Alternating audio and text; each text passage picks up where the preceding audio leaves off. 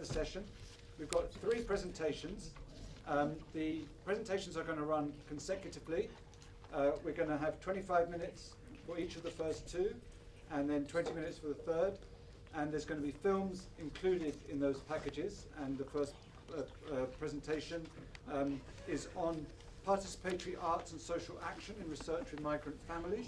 And this will be presented by Umut, Erel, Erene, Kaptani, and Tracey Reynolds. And then we'll be moving straight on to Matta's presentation on creative strategies of identification and belonging in the films by young Bangladeshis in Italy. And then thirdly, Romano will be presenting on the Border Talk, the process of doing frontiers as a spatial and narrative event. So without more ado, I'd like to invite Umut, Erene, and Tracey to give their presentation.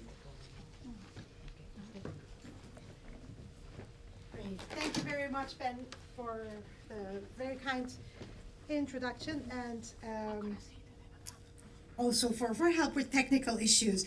So today we're going to share with you some research that we've undertaken. This is part of a social science research project that looked at how we can use participatory theater and walking methods for social science research. However, I think that there's enough to actually talk across sectors and sections, because there's also, so the way that we look at social science research is not only as academic research, also in terms of activist research, and also in terms of applied research for practitioners. It was part of a 2-year project that what we call Participatory Arts and Social Action Research, that's funded by the National Center for Research Methods and led by myself, but Erene Kaptani was the research fellow and theater practitioner on the project, and Tracey Reynolds and our colleague Maggie, who's not able to be here today, were co-investigators, and we looked really at how we can use participatory action research to generate new knowledge and insights into social exclusion that's encountered by marginalized communities. And one of the things that, while the main focus was on methods and methodologies, what we tried to do is to reach a broader audience than only social scientists, academic social scientists, let's say. We developed a website, and we undertook a number of research trainings, also produced a toolkit and resources, which are all available on our website, which would be wonderful and fantastic for us if some of you would find that helpful for your own work or in teaching, for example. So what we did is we combined walking methods and participatory theater. We worked with 3 groups. The first group was a group of migrant mothers in North London, and in parallel we worked with a group of girls from migrant families. And in parallel we worked with them for about 12 weeks, and then brought them together to exchange their experiences. So we worked with a really broad question. What does it mean to be a migrant mother in London? What does it mean to be a girl from a migrant family in London? And they brought up their own topics, themes, issues that they wanted to explore with these creative methods. Then we brought them together on an intergenerational day where they could show each other their work. So they showed each other the scenes that they had developed and intervened into these scenes. What that was really an opportunity for them to enter a dialogue through these creative methods, a dialogue beyond words, because oftentimes, especially in social science research, generations of migrant families are cast as different. Oftentimes migrant parents, especially mothers, are cast as standing in the way of their children's integration. And using these creative methods gave us a way of actually sidestepping these really well-worn narratives and exploring other ways of connecting with each other. The third group that we worked with was a group of migrant mothers who are affected by the no recourse to public funds policy, which I'll cut really short here to explain what it means. Perhaps some of you are aware of it already. That's one one tool in the arsenal of the hostile environment against migrants or against migrants, which means that people who are subject to migration control cannot access public funds, that is things like housing benefits, for example, social security payments, but even small, simple things like free school meals. And what happens is when families are affected by this, they oftentimes only find out when they experience a crisis. A crisis could be family breakdown, it could be eviction, it could be job loss, it could be a health problem, and then they turn to the local authorities and are told, no, you're not entitled to any support, and oftentimes they are then pushed really into poverty and destitution.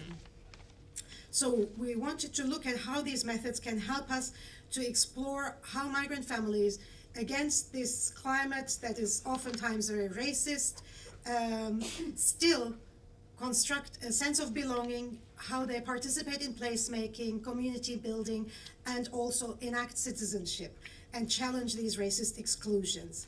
One of the important aspects of our work was collaborations. So we collaborated with Counterpoints Arts, which is an arts organization that works with migrants, Runnymede Trust, and two support organizations, one for family support and the other one, Praxis, migrant advocacy organization. And the filmmaker was Marsha Chandra, whose work you're going to see in a minute. Do you want to do this? Or? Okay. Okay, so what we really wanted to do was to really engage with, as Umut said, the migrant mothers and their families, to understand the issues that affect them. We also wanted to focus on both the practice but also the policy. And what I'm going to talk about, because I'm very conscious of time, is just focusing on really how we wanted to disrupt a lot of the notions around the policy, and particularly the policies around no recourse groups. So what we wanted to do was to give a platform or a space for the migrant women, the migrant mothers, to really join the conversation on policy and practice, not from the margins, but really to occupy central space in that. And one of the things which came out of that was, it reminded me of the keynote this morning, but we termed them migrant mothers. All of the mothers who were no recourse, they were all black, they were from the Caribbean or West African, and they were very clear that they didn't see themselves as migrants. They saw themselves as being British and very much contributing to the building of British society through those colonial routes. So that's one of the things in which they wanted to do. We had a policy day where we brought together a range of policymakers, practitioners, other professionals. We did a performance, which was really, the performance was really forum theatre, so we were asking people to step up. We show a scene and we'd ask the other participants of the day to step up and intervene and say how they may disrupt or challenge or, look at that scene and do it differently. So how would they challenge some of the sort of dominative narratives around there? We had small groups discussion whereby everybody sat together around small tables and we talked about what are the key issues affecting the mothers which were no recourse, what are the sort of changes that we would like to see, how can we disrupt and challenge a lot of the sort of pathologies which are existing around migrant women and their families. And through this, what we did was we allowed, it's coming back to the point I was saying about the mothers being not on the margins but in the centre, and really to challenge the sort of authority, situational authority around who makes the policies, who decides the policies, and really wanted to have this idea that the women are very central to policy making, not just on the margins, but we also wanted to make sure that we're not just seen as sort of passive victims, not just there as a spectacle of suffering, but really to see that they're active agents in challenging the policy through their everyday lived experiences. So this is just a picture of the policy day whereby we were sitting around with various people. So we had lawyers, barristers, representatives from the House of Commons and the House of Lords all around the tables, and we were just some discussions here. We also did what was called legislative theatre, and that's whereby we actually try to take the performance and the mothers into spaces where decisions get made in policy and practice.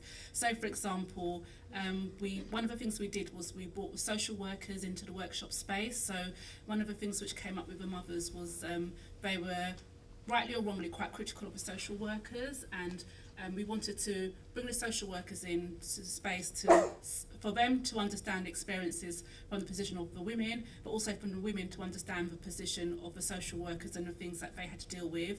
And we also developed scenes around that and looked at, well, how could we intervene and change the course of action. We also went to the House of Commons, and so that's taken the performance and our project right to the heart of policy making to discuss this issue of no recourse. And again, mothers were very central to that. So they performed, they led the discussions, and there was dialogue across with policymakers. And we also worked in collaboration with the Runnymede Trust to provide a report on how you could use participatory action research methods to inform and intervene and to disrupt and challenge a lot of the debates, the sort of negative debates and the debates which position certain groups at the position of the margins. So that's what we did there. I think you want to talk first and then we show the film, yeah? Okay. So, I was the participatory artist for the project and the research as well. What it stood out, it was that the group we worked with, they engaged through emotional and embodied group storytelling. It was a dialogue, but it was not general statements. It was narrative and body-based. It was the artistic processes provide a safe space and practice for acceptance and recognition of lived experiences, not only on a cognitive level, but importantly on an effective level. Within the artistic sessions, participants started to build a network where the group till today exchanges information and resources. It created an everyday activism for the group as they freed themselves from guilt and self-blame. That is usually what they receive from services they encounter and service providers. The phrase, it stays in my mind, is always telling them, you brought this to yourself. From the judge to the social worker to their extended families. Through this arts and social research process, they affirmed the self-value and interrupted the internalization of national, sexist and racist distortions in their lives. We really created, as well, Umut and Tracey said, literally margin to center stage experience. They through the performances, and then I think for me as well what was really important is we took this research out. So we created, with the performances, went out to different community centers. It went to Rich Mix, that is an arts center, and they put the bodies on the stage, literally. And they hold an audience for an hour. I mean, they wouldn't do it otherwise. And we stayed in the process. So the actors, I had two actors, became understudies. The main performers were the women. When the audience coming to the stage to change the performance, the story, what it came out because of the different habitus, race, gender, class, that we could see the social inequalities and how service providers act to people that they don't carry the same habitus. And what we realize as well, it's not an issue of interpersonal dialogue or exercise or an individual skills or success, but it's a systemic exclusion. So when we went to the community places, the women said, oh, this is my story, this is my story. So this kind of recognition, I think, was very important. Yes. And then, the last one, it's that, I will never forget when they said, I was in a cage. Then meeting all the women, I realized that I don't need to stay in this cage. I can leave this cage. And I finished now, we met with a group like a few weeks ago, and what they said was, it helped me to be bold, it gave me courage, and it actually just helped me to have a different perspective of life. Because when you come here, when you're classed as an immigrant, you think, that is for you, especially when you are black, that there's no other avenue that you can actually go through, especially with no recourse to public funds. So I think that avenue is open through the group because we can tell our stories.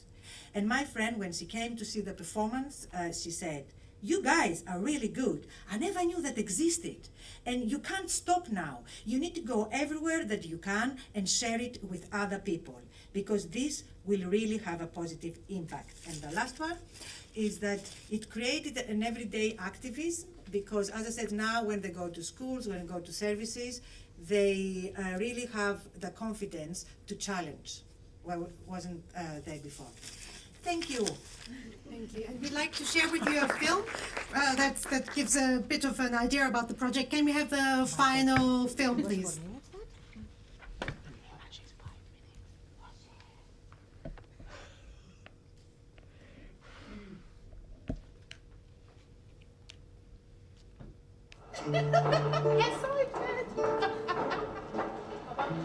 When I first came to the group, I had no idea what I was getting into. I thought it was just a group of women from different backgrounds just speaking about how they manage with everyday life in London with children, having no recourse to public funds.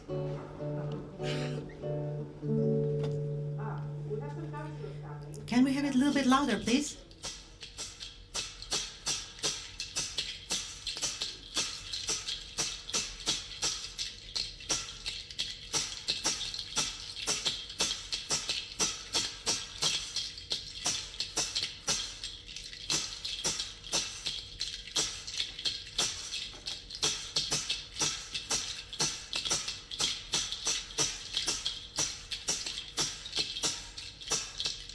I've been homeless for like 6 months.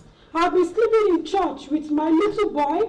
Eventually, when I went to the social services, they gave us a room to stay. And my boy was like, I'm happy. I'm a king. This is my room. I can do whatever things I like in this room.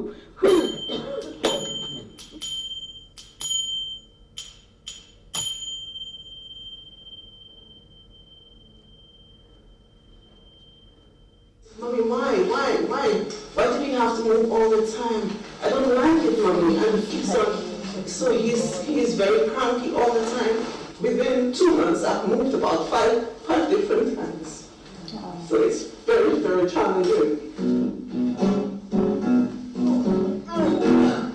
The difficult ones was listening to how much pain, how much suffering that mothers have to go through having no recourse to public funds. It's not my identity. I'm not a migrant. Last year, that's when they stopped me from working when the immigration people came to my house.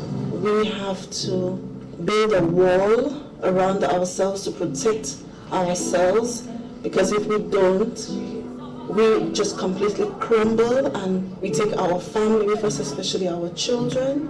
And I thought I was the only one going through it until I met these ladies and I felt, oh, at least somebody can identify. We all know who we do.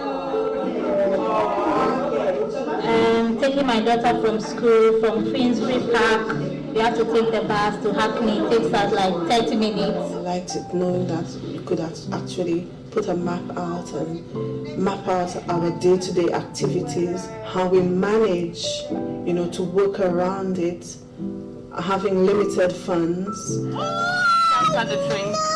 This is where we did this first birthday. I did it one day. So taking Umut along with me, telling her about it, showing her, it made me really feel that I was accepted. And my husband was very impressed. He said, and she came to the door. I said, yeah, she knocked at the door.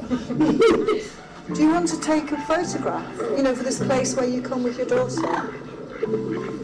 Each time I see them, I'm always like dodging them because I'm ashamed. I don't want them to see me. Ashamed. And actually, have it done through drama, and that itself was exhilarating because I had never seen, your life story being acted out in that way. Home office. God will punish them. Human rights, Matta! we are classed as we shouldn't have any part of this, the welfare system, and that's what I felt is drastically wrong. When our parents and our ancestors, they were the ones who really worked hard in this country. You know, in the House of Commons, the room is very, very tiny. So, I mean, for a big performance in the movement, we cannot do that. To change policies is a difficult thing, but at least we're working on it. There's a way to go to implement it. It may take a long time, it may be difficult, but at least we're doing something about it. And that was really, really, really good for me. That's my number.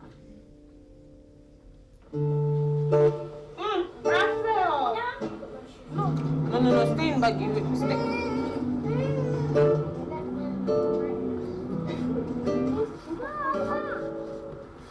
Ẹ ṣe dáadáa o. Sọ pé dàbọ̀ àjí ṣe bá bàtí Bólú.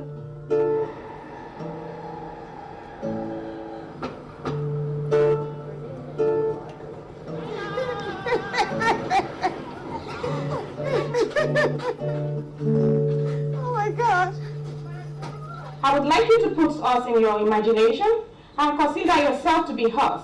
Believe me, no one would wake up and plan this living condition for their life. Why? Get your product. Good morning, team. Good morning. Good job. Well, that has been my first performance being part of the research group, and I didn't think I had the ability to. It helped to boost your confidence, and you were actually acting out what happened in your everyday life. I think it's better told through drama because you put everything into it. It's not just saying it, but actually showing it out, showing it in your body language, in your facial expression. As migrants, we still have the potential to be able to tell our story despite all the pain and the suffering, and we can tell it to them so that they can realize that we are still human beings and we've got children who need us and they need the help of the system in order to progress.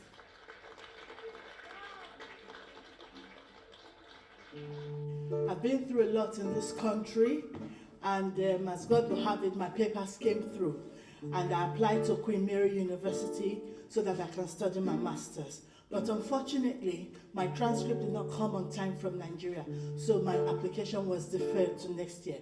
So by God's grace, next year I will go and do my master's, and it's all good.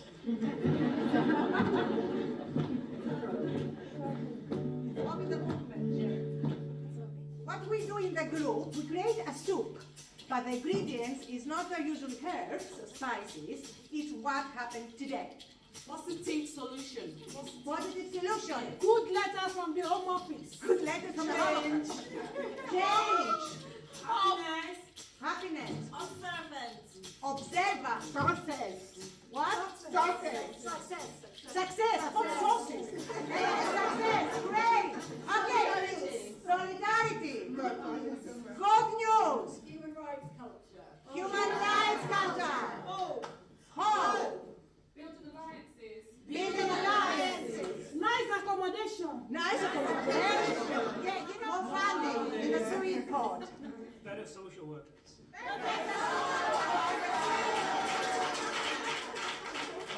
Another bit of things you want to Can get I rid throw in some righteous anger?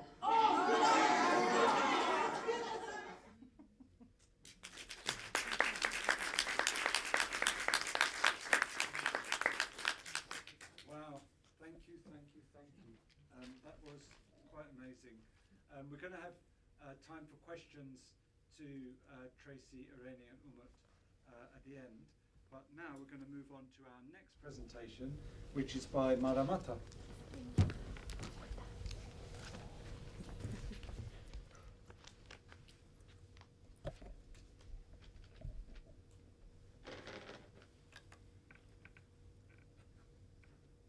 Save, don't save. Sorry.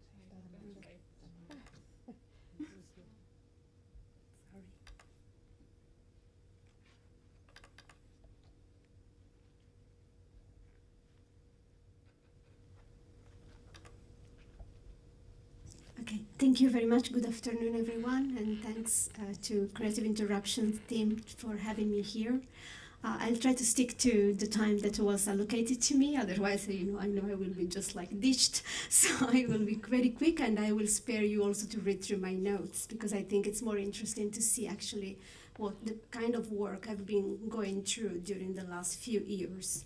So my presentation is about young Bangladeshi migrants, Bangladeshi of migrant descent, carving for themselves a niche in the arts fields in Italy, and doing it as really literally as a way of making space, filmmaking as a space making. So it's a strategy to reclaiming a point of enunciation from where they can actually challenge the stereotype perspective and projections that affect them.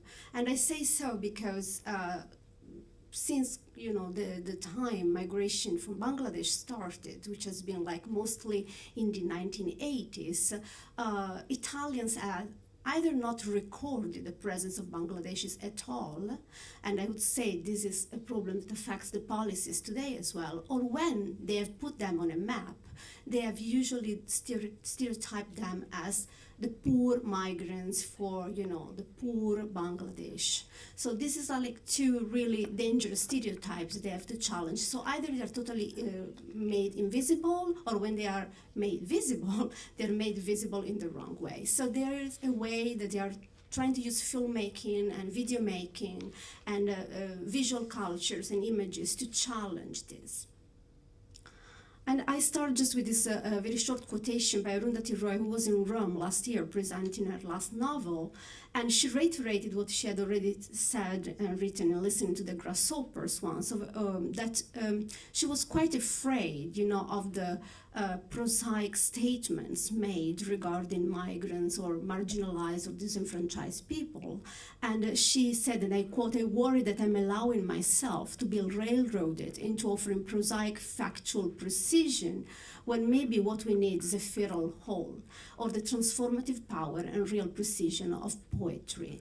And I start from the poetry because talking about Bangladesh and Bengal in general, I can't actually miss the fact that most of the Bengalis and the Bangladeshis I work with use a lot of references to their own poetry to actually discuss and represent even Italy today. And Tagore, who is a poet from Bengal but who lived long part of his life in East Bengal, what is today Bangladesh, is often referred to, and is referred for also is writing about the longing from a somewhere, and the belonging, I want to break this word. It's like be here and longing for there. This is like an emotional situation that in a time of post-emotional syndrome, as Mestrovich called it, it is actually coming to be extremely strongly felt by the people who go through this process of sometimes being forced to choose an identity when rather they would rather negotiate multiple identifications.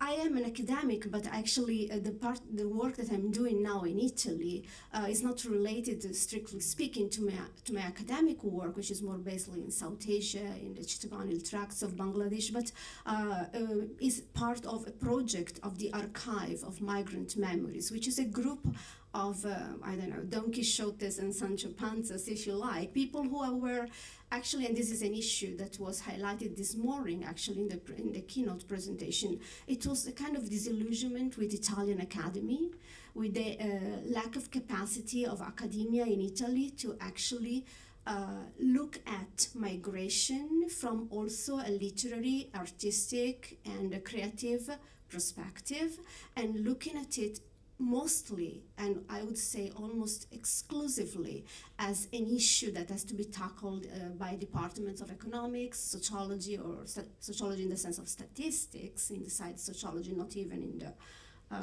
visual sociology as such, and political sciences. So in the humanities, there is up to now very little talk about what is migration. And when it comes to Bangladeshi migrants, there is very little work that has been done.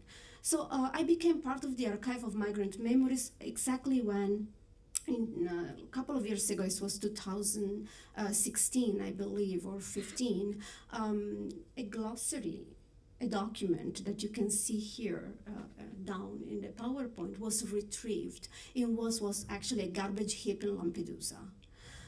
And a man, a professor at my university in Sapienza, who was a professor of art history, who was very famous, he passed away 2 years ago, Giuseppe Basile, he actually went to Lampedusa and started saying, actually, this is not a garbage heap, this is actually a cemetery, and I will treat it. He had actually restored La Cappella degli Scrovegni and Caravaggio, so it was very, very well, known in Italy and abroad, and his statement that I will treat the documents surfacing from the cemetery of the boats, so he changed the name from garbage heap to the cemetery of the boats.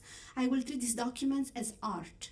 And why I say so? Because I need to restore them, because they are part of the archive of history, not just of migration, but of all of us. This is a concern for all of us. So it trained some artists and some social worker in Lampedusa to actually learn how to restore objects, to restore documents, and among this was this document that it was given to me because at the time the Archive of Migrant Memory was founded by a professor of Sub-Saharan Africa. So he came to Asian department and said, okay, I only know this is not an African language, but I have no idea what is it. And so we said, well, it's Bangla. So we said, what is it? Is it a diary? Is it a poem? I said, well, it's actually a list of words. It's actually a glossary. And there are like 8 pages of this glossary, and they are lined up like you see in the pictures. And also the English is actually transcribed in Bangla letters. So we went through this glossary, and what it came out, and we call it the glossary of survival, is that it was a very interesting document, a very peculiar document, because it did contain some common words, but also contained a lot of words that you would not expect in the typical survival kit that someone may actually carry with himself. Because the extraordinary thing of it is that he survived the journey by sea. This Bangladeshi guy, or Bengali, but we think it's Bangladeshi, came from Libya to Lampedusa. So it was a long journey from Bangladesh to Libya, and then from Libya to Lampedusa. And obviously he had preserved the document with a lot of care. And so we decided to do a workshop with this. And so before entering the filmmaking processes by the Bangladeshi filmmakers, I would like to see to show you actually the first clip on what we realized around this document.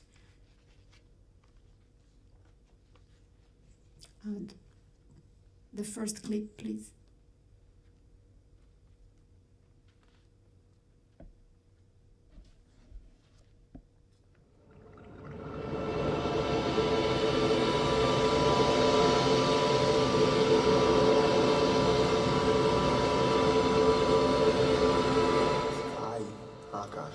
Full moon, Purnima, sunshine.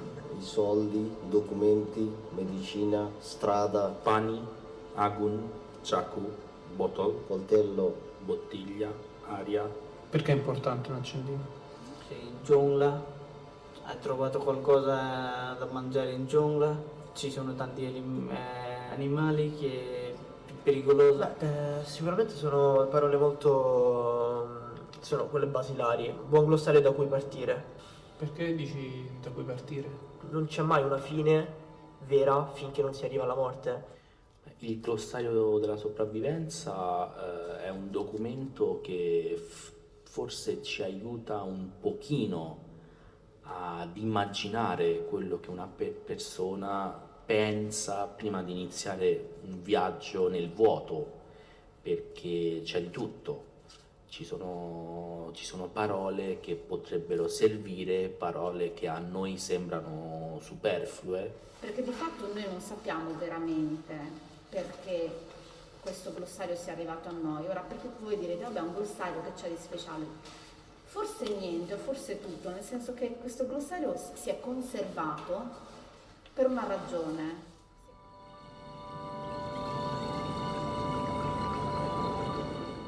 durante il viaggio, se ti senti male non ti puoi andare il dottore, anche se tu vuoi non puoi. Si è conservato perché era chiuso dentro un folder di plastica, cucito dentro un paio di pantaloni. Alle spalle una famiglia, ma un futuro sullo sfondo. Mi hanno detto che andrò a vivere in uno stivale. Un viaggio pesante, lungo e profondo. Malinconia dell'infuso di quella spezia orientale.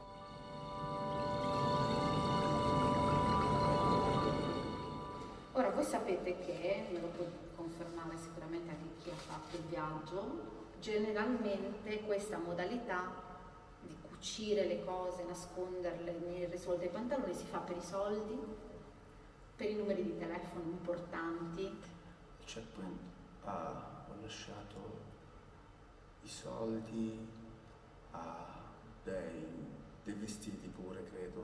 Praticamente tutto quello che c'avevo. Al checkpoint ho lasciato il chutney al mango, che sarebbe una specie di salsa. E inizialmente quando mi è stato detto di scegliere gli oggetti che ritengo importanti, io l'ho scelto accuratamente. E dopodiché, se così di impatto improvviso ti dicono togline alcune e prendine altre, allora a quel punto bisogna anche lottare con se stessi. Avevi foto anche sulla religione, la politica? No, io purtroppo non credo neanche di religione, neanche politica. Non credo che durante un viaggio mi serve le cose politiche, che non c'entrano praticamente niente. Oggetti a carattere religioso? Sì. Li hai tenuti? Li ho tenuti perché senza quello tutto il resto perde di valore, non va. Quindi in base a come voi pensate che sia stato o l'avete vissuto l'arrivo nel paese di destinazione, scegliete le cose. E le nuove cose che prendete le mettete in questa busta insieme al vostro glossario. Per spedirle a casa. È la vostra lettera. L'altra cosa è che le parole che lui sceglie nel glossario non sono tutte di prima necessità. Poi c'è amicizia. Con chi hai fatto questo viaggio, se hai fatto amicizia, più comodo. E che cosa hai conservato sino alla fine invece? Dei ricordi della mia famiglia, tutto lì. E che cosa invece hai trovato, hai preso dal paese d'arrivo? Ho preso i documenti, del cibo, i vestiti, come se fosse una persona normale che sta cercando di mettere tutto a posto. Accent, poetry.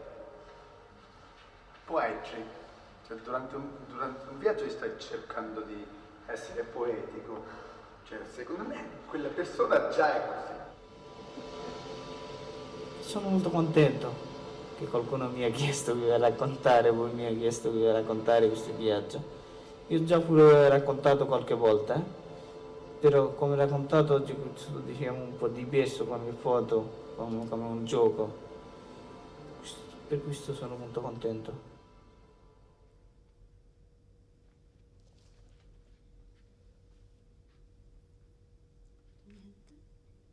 Yes, thanks, lights.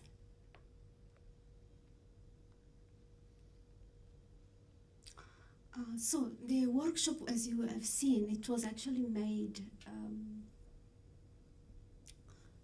It was made with some public fundings that we were able to raise with a lot of difficulties, because Italy as well, and in this moment, we can't even say that it has it anymore.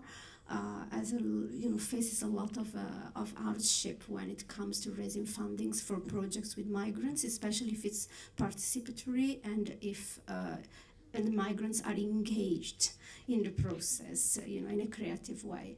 But we insisted, and we were actually very happy to do this workshop, because as you can see, the glossary, the real glossary was shown to them only at the end of the game that we made, where they actually had to select, pictures that represented their suitcase, and then they would arrive at checkpoint. At the checkpoint, they have to renegotiate the suitcase and forcefully abandon certain things. So renegotiate the suitcase, take the hardship on, like torture, desert, the sea, the police. And then again, they arrive at the third point, which is the arrival. And again, they negotiate the suitcase. And the only thing they keep with them is a glossary that they had prepared when they were making the suitcase, choosing what could be like the most important words, the vocabulary for your journey. And in this, like what Jay Winter, his historian, says about we are in need of a new vocabulary to address migration, that was like the stimulus for me to actually work around the original glossary is a template. So when at the end of this participatory game, we actually got to see the glossary together and read through it, they also said, oh, this is nothing like my glossary. I had to put bread in it and scissors, like practical things. But this guy is talking about being absent, or poetry, or natok, theater, or is talking about murti, the statue, like the Hindu statue. So all of them starting to use their words to tell the story. So the glossary became some kind of way for them also to rethink the journey in another way, and for us to actually question. And we were talking before with Akram, that's sitting like, about the issue of authenticity. Do I care if the story that is told to me is real, is true, or do I care more about the importance that someone wants to tell me and the way they want to tell it? And here it comes the question of creativity and the way they actually are working on their own films. The last guy, Al Mamoun, who speaks and says, like, I told my story many times, but no one asked me in this way, in a kind of playful way, in a circle of trust. And I have to say that we didn't film in the beginning, only when they said, no, film, we are comfortable with that, and then we start filming the faces. Otherwise, in the beginning, we just avoided filming them. And then it became, we are all in this. We are all together in this. I will skip the clip number 2 because we don't have time, but I just move very quickly to the fact that the Archive of Migrant Memory, in collaboration with Cineteca di Bologna and other association, has put an award up called Premio Mutti AMM, and we can have the clip number 3 going. There is no need to switch off the lights, thank you. And the idea behind the award is actually to raise money to finance a project by an upcoming migrant filmmaker who is based in Italy. And through this, we managed to actually finance up to now 10 years running. So we were able to support 10 filmmakers, and the last one was it's interesting, I pasted here the quotes of the newspaper because it's Cinema from Sri Lanka to Naples awarded a migrant filmmaker at the Festival of Venice. And again, Bhagya Lankapura, a young actor and Napoletan filmmaker of Sri Lanka. So this is something that it's very interesting for us, is that in the case of Bhagya, he also says, like, I'm a Napolitan from Sri Lanka. He never says I'm Italian. And same, the Bangladeshi filmmakers I work with usually say I'm a Roman filmmaker from Bangladesh. So there is this bypassing the nation state that has not been kind to them up to now, but reclaiming the site they have been living in, the place they have been operating. So they feel the city is actually more important for them than actually the nation as such. And coming to this exactly, the first filmmaker I want to talk about, and is probably now the most important name, and again, here it comes the issue of who is called the proper filmmaker and who is called a video maker, But in the case of Fahim, it was like, it's a very interesting story to listen to, because he's extremely young. His Fahim is just 22 years old, but he has been he's a blogger and a video maker since the age of 12.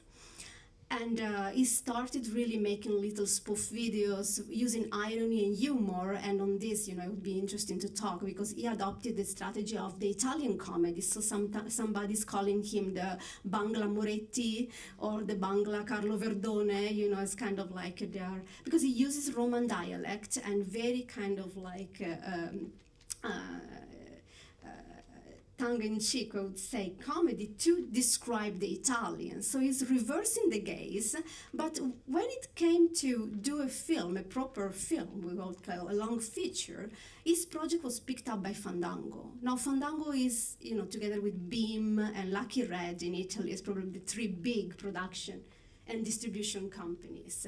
So the film was chosen and was produced and is running now in the theaters in Italy.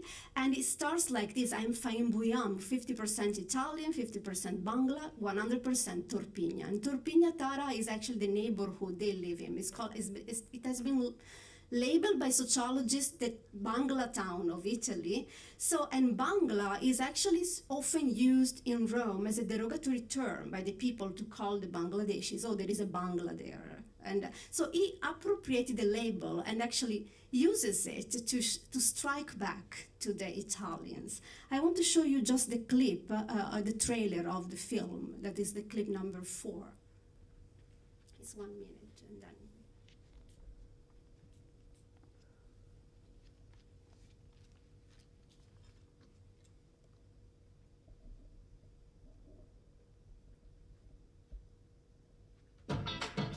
Mi chiamo Fahim, ho 22 anni e anche se mi vedete un po' negro, in realtà sono italiano. Diciamo più una via di mezzo, tipo cappuccino, 50% Bangla, 50% Italia e 100% Torpigna.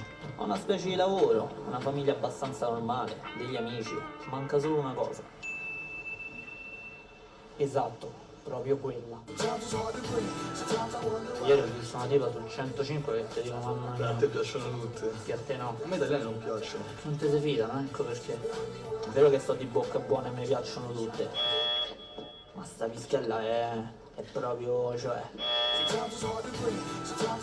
Prima lavoro, poi moglie, poi figli. Mi pare pure arrivato il momento di uscire dai schemi, no? Bisogna conoscere cose nuove. Tipo le ragazze, no? Tu sei uno un po' strano, lo sai, però mi piace. Tu sei nato in Italia e da cittadinanza italiana? Ho preso a 18 anni. Sono un paese di merda. Ho dovuto compilare un modulo e poi portarlo in ufficio. Ecco, vedi, ha compilato un modulo. A 18 anni l'ha compilato il modulo. Tu mi piaci una cifra. E allora? È difficile, difficilissimo. Secondo me no. That blows your hair, that blows your hair, that blows your hair. You love the sun. Vabbè, l'hai baciata, non è gravissimo, può succedere. E secondo te che significa questo? Che ti sei innamorato? Innamorato? Sì. Dai. Lo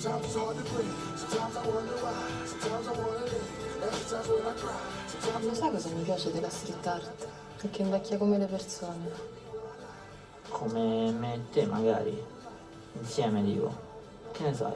Può succedere.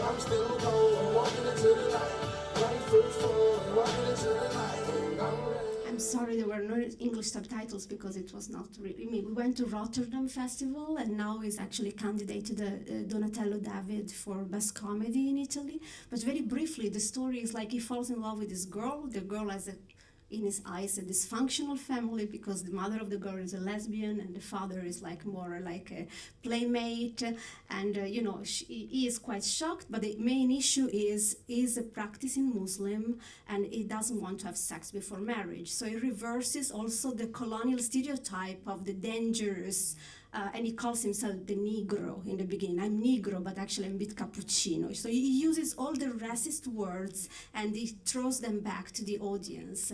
And it's a very, very interesting film also because it's a collective autobiography. All the people you see, like the sister, is his best friend, the mother is his real mother, who, by the way, didn't stay in the cinema to watch the film because there is a sex scene and she was a bit embarrassed. So, I mean, really they were very brave because somehow they brought themselves there on the screen.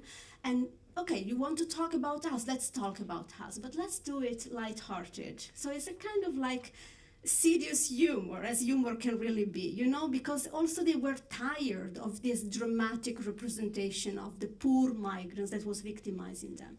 I have no time to go through the other clips. There are many other filmmakers who are like Shopnu Royce coming up now, Al Mamoun, and then the girls start coming into the fashion and filmmaking business. So a lot of work to do, but little time now to discuss. Thank you very much.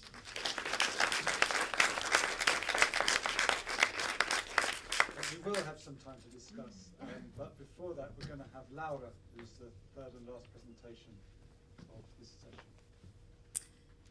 Yeah, so hi everybody, thanks to Creative Interruptions for being here. And okay, so I'm mainly a documentary film producer, and I decided to start a late PhD.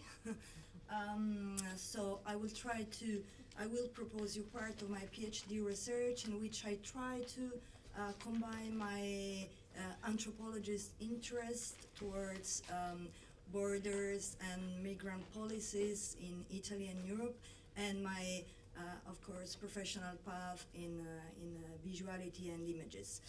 So I'm trying to propose part of my research that explores the concept of border in focusing on the Mediterranean area and the city of Palermo in Sicily, towards a critical analysis of foreign minors' reception policies. As you know, Southern European countries, for the liminal position with North African coast, have always represented the first arrival country for people coming from North Africa and Sub-Saharan area. After 2015, the flux became particularly intense following to the interconnection of different factors, such as the Arab Springs, the Libyan crisis, the worsening of the situation in countries such as Mali, Ghana, and Syria, of course, with an evident impact on the increasing of population that left to Europe. The research insists in the Mediterranean and on the central Mediterranean area and its territory as a liquid but still material limit, to try to decompose the concept of border in its current involvements, which we assume is no longer a geographical permanent line, but rather an ostensible limit that articulates a dispositive that can be understood as an ongoing process of doing frontiers, whose boundaries change and move, connected with the concept of European Union, and with its territory, laws, economies, politics, and ultimately according to its quest of identity. This method of doing frontiers has become an ensemble that involves norms, policies, space, images, and that can be understood as a discursive practice, a practice that, in Foucauldian terms, is the process through which dominant reality comes into being, building a truth through a complex field that translates what I've called and what I call in my research work the border talk. So the field work that I've been doing in Palermo with the young migrants, mainly coming from Sub-Saharan Africa, depicted a very particular case scenario in the Italian national panorama in terms of migrants and refugee policies, expressed by the mayor Leoluca Orlando, that has a very critical position towards the right-wing party predicament of on the topic carried by Italian Prime Minister Matteo Salvini, while on the contrary, the city mayor Orlando has always been favorable to open the ports to migrants and other populations, stating that Palermo is the capital of Euro-Mediterranean and Arabic culture.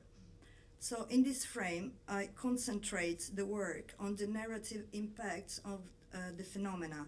In my experience during the field, the personal story of the newcomers has a critical importance, because once they arrive, the guys have been asking questions about their life, their story, and their life condition in their home country by a lot of persons, like starting from policemen, journalists, people that work with them, researcher like me. And so until the end, in which they have to finally face the commission that has to evaluate their dossier and give or deny the temporary residency permit. So on the other hand, people arrived in Europe have to face with a new life, start a hard bureaucratic process, and they try and need to concentrate on the present and try to step away also for psychological reasons from the violence of the journey. It means that mainly they do not want to tell continuously their story, but also that there's a huge narration that is produced on and about it that mainly victimize them. So I try to move from my double position somehow, because as an anthropologist but also a documentary film producer, I couldn't escape from the implications that narration, storytelling, and images have in public debates, in shaping processes and reality. So in this sense, the fieldwork returned me a crucial point connected with the performative function of the border regime itself that emerges on the narration produced at very different scales, from journalists to filmmakers to producers like us, like me, from the local administration, from citizens and militants involved in supportive campaigns for refugees and so on. And it all goes together with the visual representation of migrants and migratory space. That is what I would like to focus on. So as a consequence of migratory flux, the Mediterranean area has been deeply changed in the Southern European perspective in the last 2 decades, together with the European migration policies and the concept of Europe. The idea and the imagery of the Mediterranean Sea shift from Mare Nostrum to Mare Aliorum, which means from our sea to other sea. Mare Nostrum was the definition that Julius Caesar gave to this big space, liquid but still material space. It means that in public debates and in its material implications, this liquid space became more and more a moving border, a space where the governance is directly managed by European Union's politics and organizations, such as Frontex, just to give an example.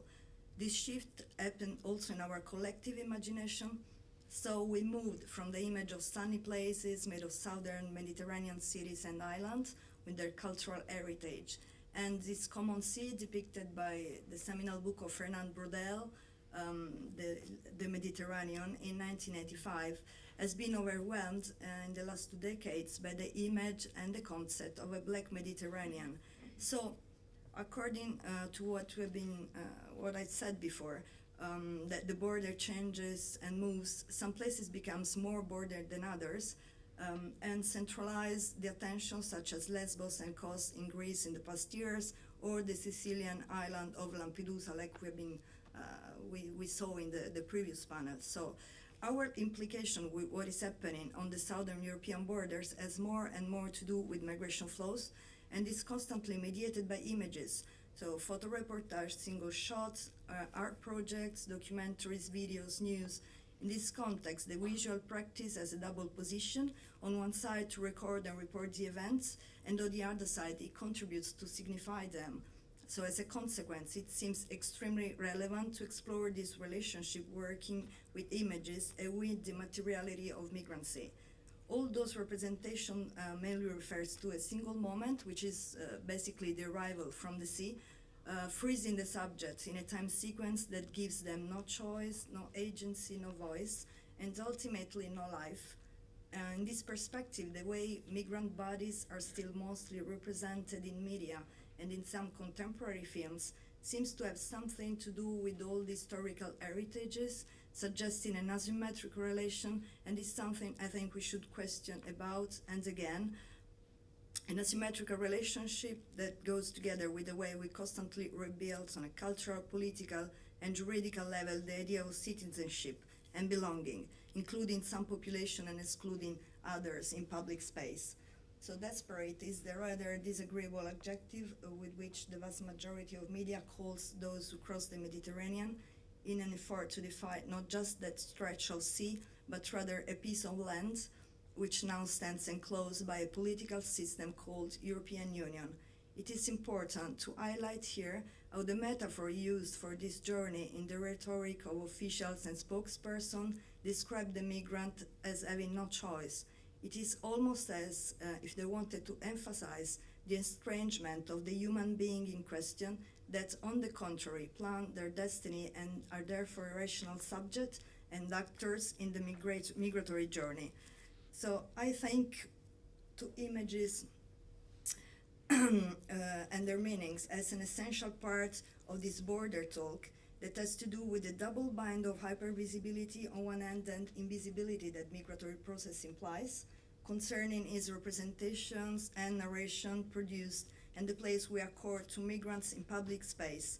In this frame, it seems relevant Judith Butler's statement that media is not just reporting who the people claim to be, but media has entered into the very definition of the people.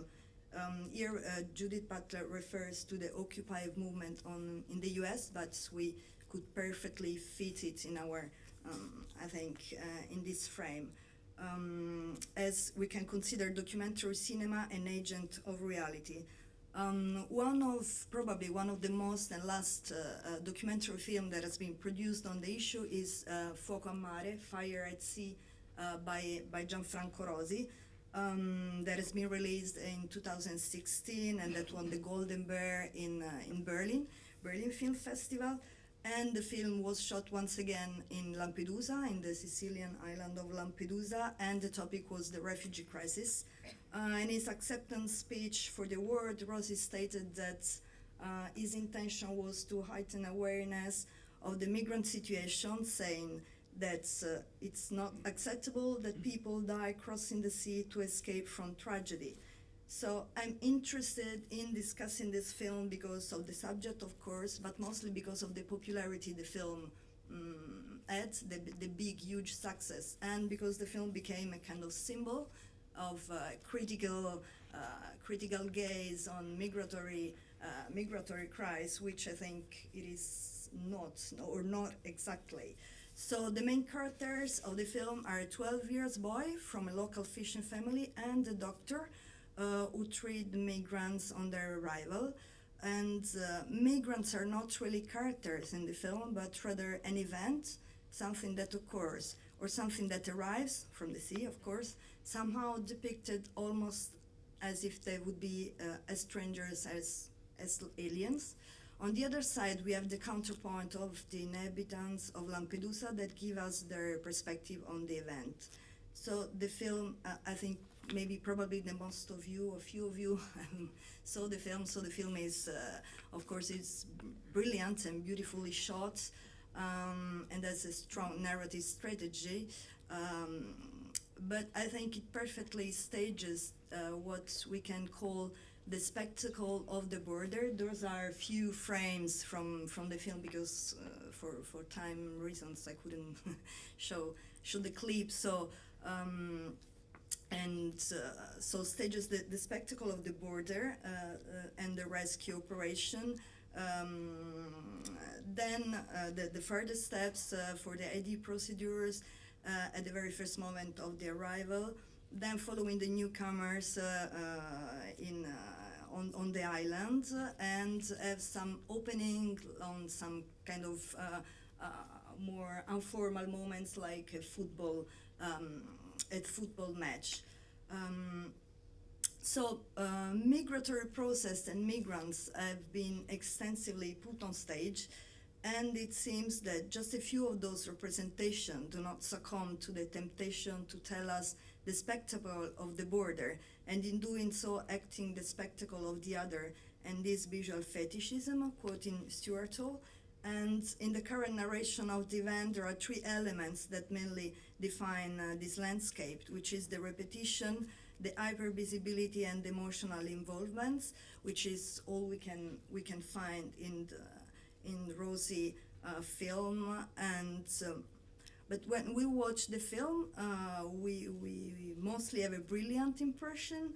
We receive it as a film that criticizes migration regime. But in the film there are, I counted 5 sequences for about 35 minutes on the topic. And in all those sequences, no one of the migrants ever speak. So never in 35 minutes.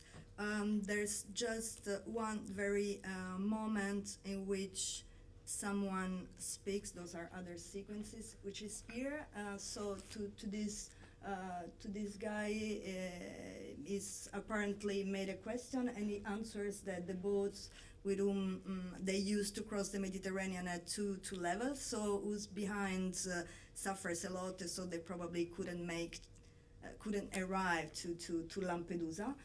So this is the only very moment in which someone of them talks, and in that to this sequence there's another one in which that I would like to show in a while, where there's a group of people singing a song that recalls a kind of gospel melodies with whom I feel kind of uncomfortable, but maybe we can discuss it later. And I think that together with all those elements we've been talking about reveals an unproblematic reproduction of mainstream stereotypes on migrancy. So despite the fact that the film has been acclaimed and became a symbol and so on, it doesn't really show or produce a new point of view on the topics and possibly reinforce common stereotypes on it. So maybe we can show the clip. It was 49 minutes, but yeah, thanks. We're starting from 49 minutes. You're not now going to watch it. No, you're not. It's just...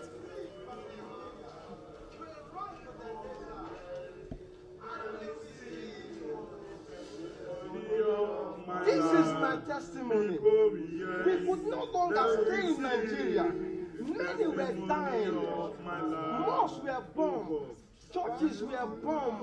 And we fled from Nigeria. We ran to the desert. We were in Sahara desert and many died. Oh, come. In Sahara desert and many were dying. Rebels were killing many people and we could not stay. We fled to Libya. And Libya was a city of crisis. And Libya was a place not to stay. Oh, come. We cried on our knees. What shall we do? The mountains could not hide us.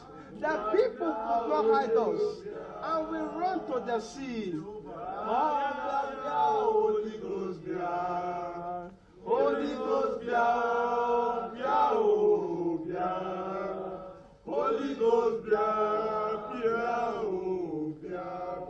on the journey of the sea, 200 passengers died. They collapsed to the sea. A boat was carrying 90 passengers. Only 30 were rescued, and the rest died. Today we are alive. The sea is not a place to pass by. The sea is not a road. Oh, but today we are alive. It is risky in life not to take a risk, because life itself is a risk. We stayed for many weeks in Sahara Desert. Many were dying with hunger. Many were drinking their peace, all to survive. We drank our peace to survive because of the journey of life. We stayed in the desert, the water finished. We began to drink our peace. We said, God, don't let us die in the desert. And we got to Libya. And Libya could not pity us. They could not save us because we are Africans. And they locked us in the prison. Many were in the prison for 1 year. Many were in the prison for 6 years. Many died in their prison. Libya prison was very terrible. No food in the prison. Every day beating, no water. And many of us escaped. And today we are here. And God rescue us. Without risk, we enter the sea. We said if we cannot die in Libya prison, we cannot die in the sea. And we were in the sea. So the clips goes on for 3 minutes, and that's basically the only voice moments, the only kind of agency he gives to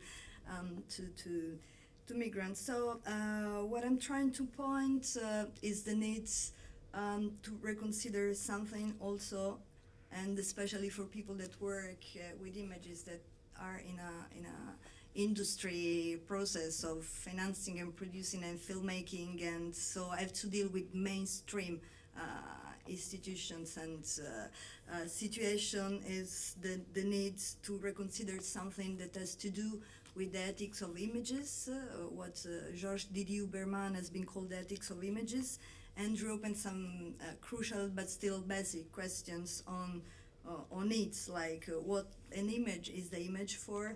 And we say to take a picture, but to whom do we take it, and do we really keep it? And shouldn't we give it back to those who they belong to?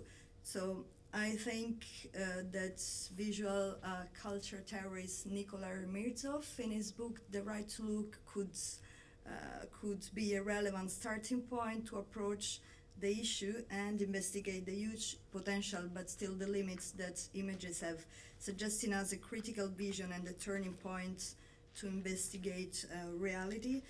In his book, The Right to Look, Mirzov talks about visuality, saying that its effects in the historical narration of events in Paris and cultures, and it defines visuality a discursive practice made by images and information and ideas that actually have material effects, and that over the centuries contributed to create an historical meaning. So claiming for the right to look, Mirzov claims for the right to the real as a mutual right that presumes a double movement to see and to be seen, which implies a shift to be able to see the world and, most important, being able to imagine it otherwise. So behind images resides our ability to react as an audience to what those narrations contain and turn a spectacular space, like what we have just described, into a political and cultural agency, but also as professional and images producers, probably even before talking about counter-narrations, we should react to a right to look and to rephrase our gaze and be able to look and show otherwise, or in other terms, exercise what Butler has called unframe or deframe the gaze, leading us to reflect critically upon the politics of recognizability. So, of course, for me, it is an open field of inquiries and also a challenge. So it would be nice to have a talk later, maybe. Thank you.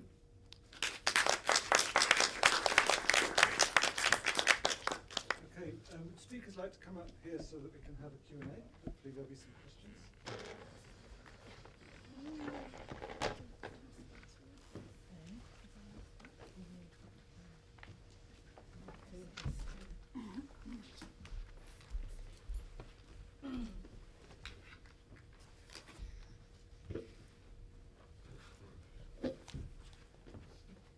So thank you so much for three very challenging and fascinating presentations. I would like to just see if I can already see any hands going up for an initial question. I might actually take a round of questions if there are, or I might take one question if it starts slowly. Very different kinds of presentations. Yeah, please.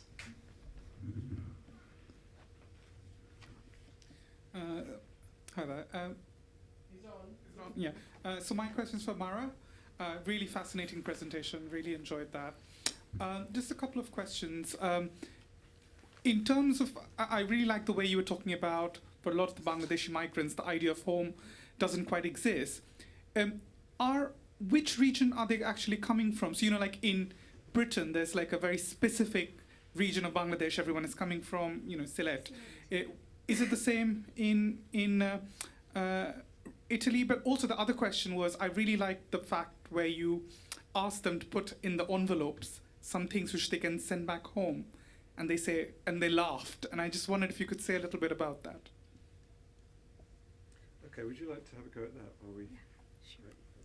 Thank you, Rohit. Yes, actually, no, it's different in Italy. Here I know that Sylhetis make the most of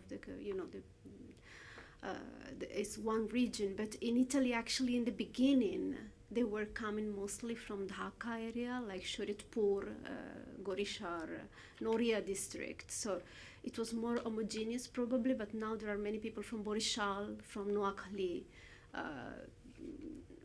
very few from Sylhet and from Chittagong, I would say. Mostly still they come from these three regions.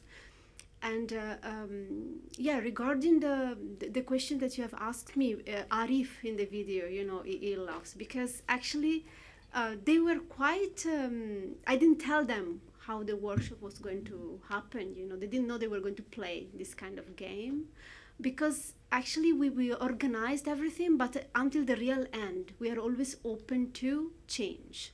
So what we did in the beginning was just to sit around in a circle and just talk, you know, and also the language.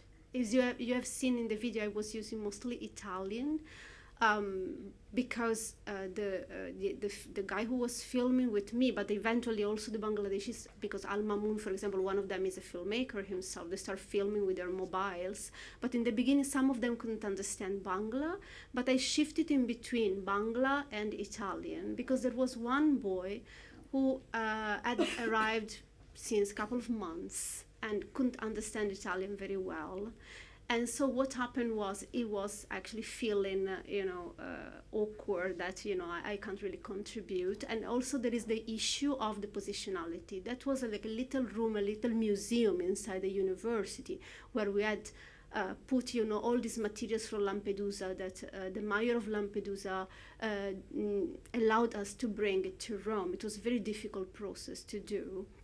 And the organization of the space also was really negotiated with them, because we didn't really want to reify the objects. We wanted to create more an emotional space of interaction.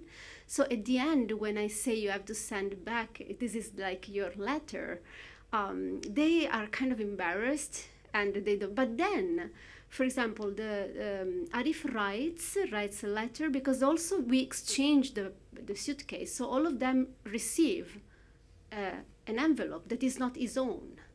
So reading through the glossary of someone else and seeing what this person saved until the real end, they have to imagine what this person wanted to say. So you hear there is the poem, like this Bishal actually reads through the words, and it makes, in 15 minutes, it creates a poem in Italian, which is really, it's almost rapping it, Instead, the boy who can't speak Italian very well, he says, like, I feel uncomfortable about writing. I said, well, you don't have to if you don't want to, but you can record yourself on your mobile. There, we created, like, corners where they could actually, do whatever they want, draw, or just decide that they wouldn't do nothing about it.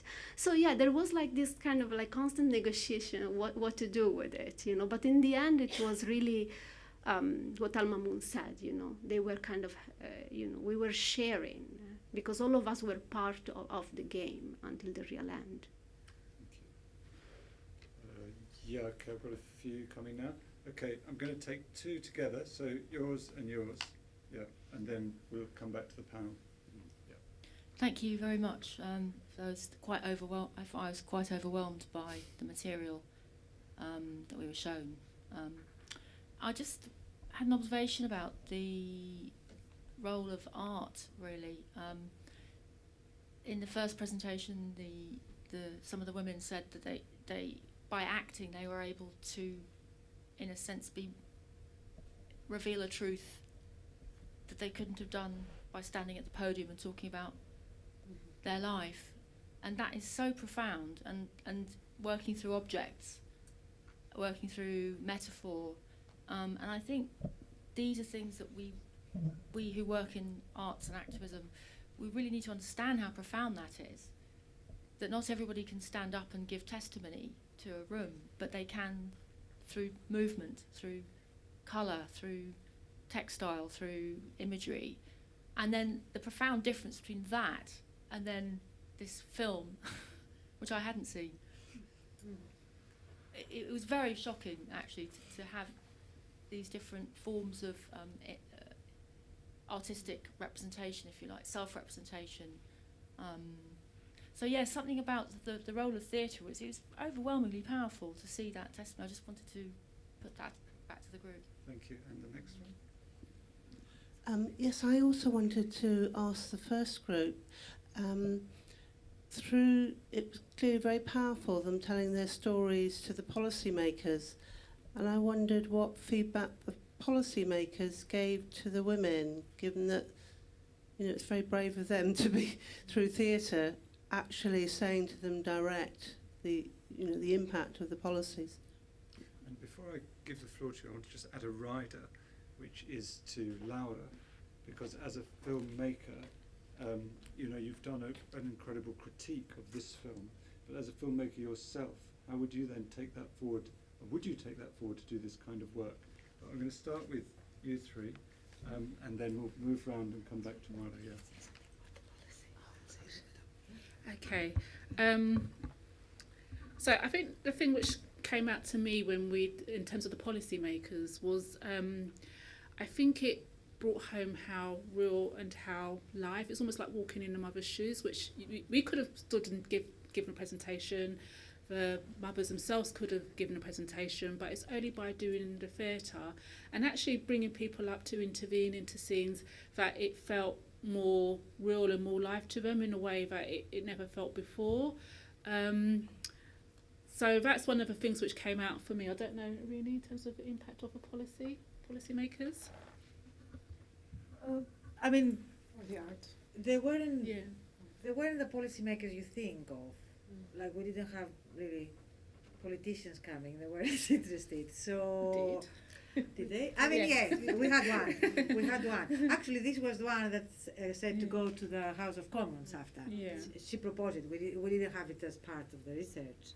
Yeah, this is true. But why don't you say something about the art bit? The art bit, I think, better, yeah, for me. So,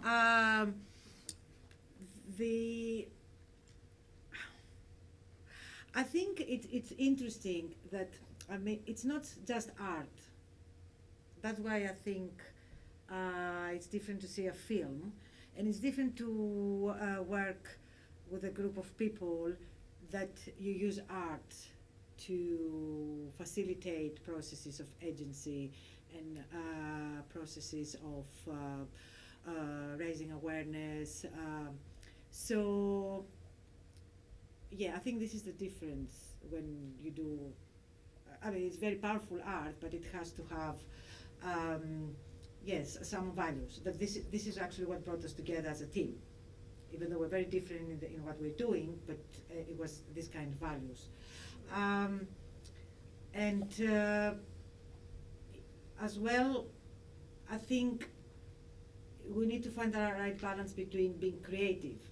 So in a way, I was thinking of that the film that you saw, if it's to work with people that you don't have the same experiences, because you said we are all together, but we're not all together. This is definitely not. We're all together when we do this, but we're all together differently. So, yes.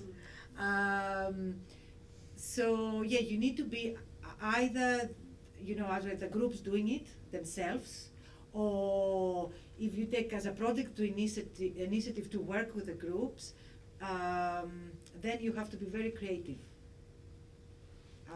You cannot do it just give them the tools, and then you always need to be very much in tune in what you're doing. As I said, I feel that it really had an impact everywhere we went. And we managed to bring the right, at the end I do a soup, and I said, what ingredients you bring? And I said, you just, it's a lot of things together. It's not only art in the project you saw. Thank you. I don't know if I'm a bit tired, so I don't know.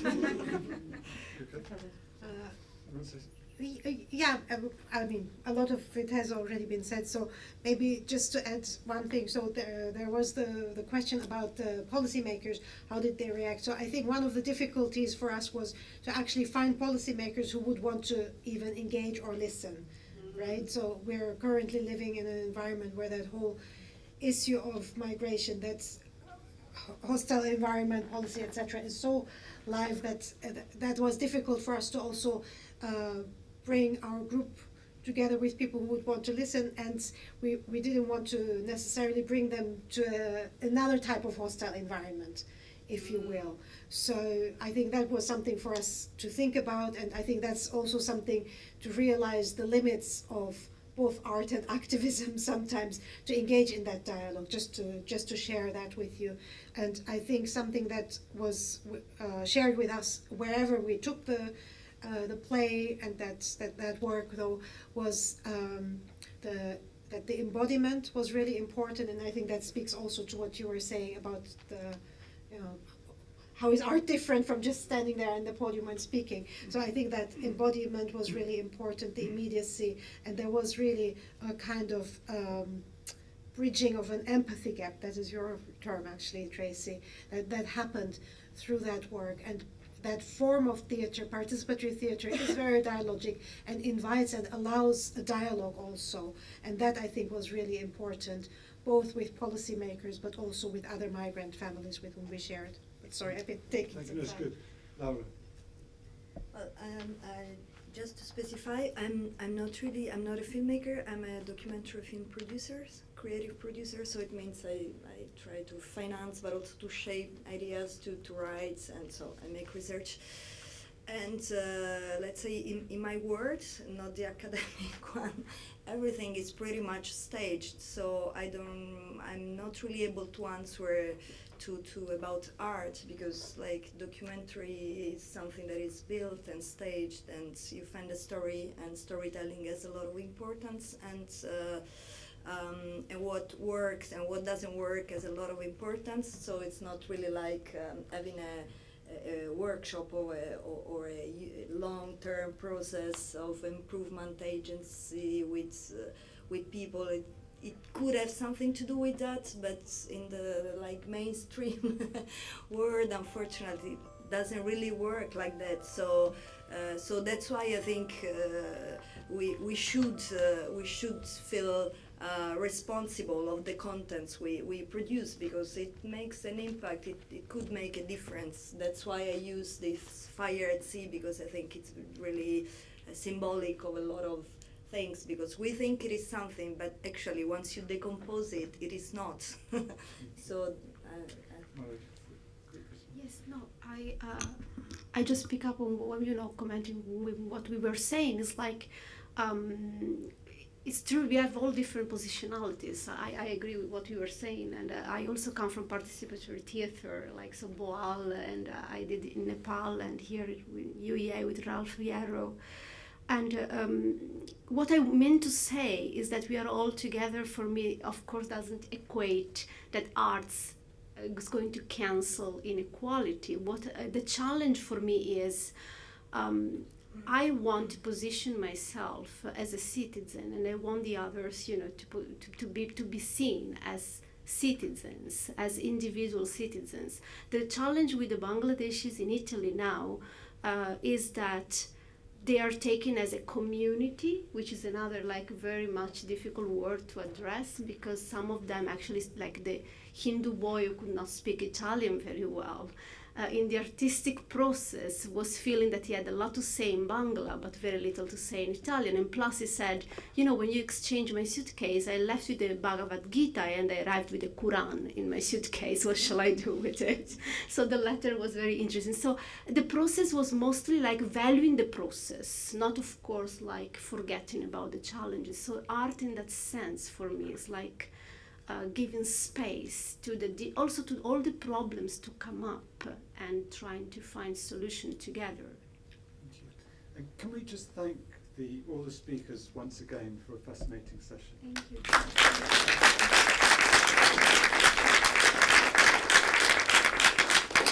I'd just like to have two quick plugs. Today at 7 o'clock, the great Bengali singer Moshumi Bomik is going to be performing. Don't miss it. She's amazing. And tomorrow at 1:15, there's a lunchtime screening of the film Workers by Jay Gearing, who's sitting here. Don't miss that either. I have a vested interest in that one, which you can ask me about if you want. Thank you very much. Thank you.